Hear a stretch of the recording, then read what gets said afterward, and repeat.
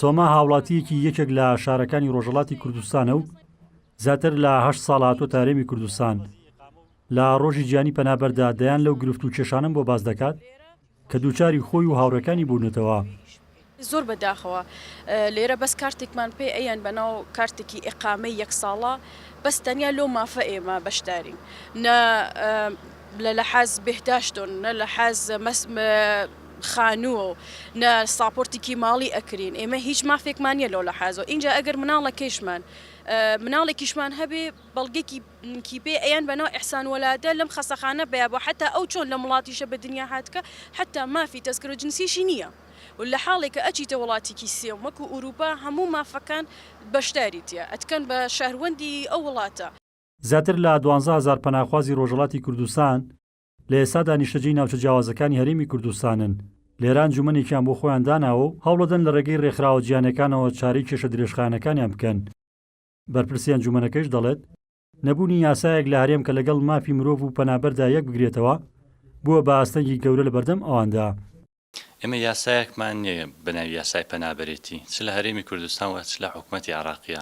دیارە ئەوەی حکوومەتی عراقی کە ساڵی 1959 بوو پرسێک بوو بە ناوی لاجئین، بەڵام ئێستاوە کاری پێ ناکرێەوە. حکوومەتی هەرێمی کوردستانیش یاسای پەنابەرێتی نییە، بۆیە گرفتەکانی پەنابەران خۆی لە کێشەگەلێکدا دەبینێتەوە. بۆ نمونە کێشەی کارە، ئیقامەیە، هاتوچۆیە، خوێندنە.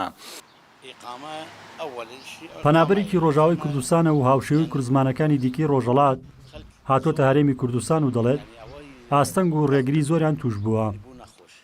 موافقی خانوو هەوە ضروري یەک ضروري إني موافقی خانوو زۆر باس الحکومەتی لێرە إني مساعدة بقرأ ودرماني هيا من درماني والله من يعني بالكه هيا 120,000 من أشم الأرزي من أكرم.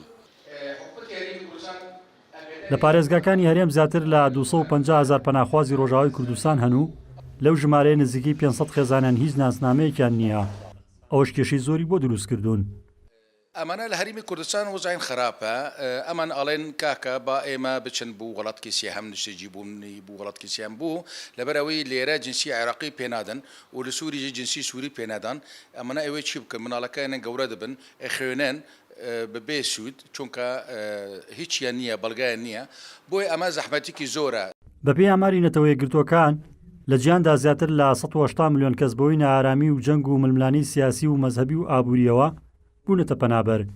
نەتەوە یەکگرتوەکانیش لە ساڵی 2001دا 20 حوزەیرانی هەموو ساڵێکی بە ڕۆژی گیانی پەنابەر دیاری کردووە. ڕزگار جەبار کێنێن سلێمانی.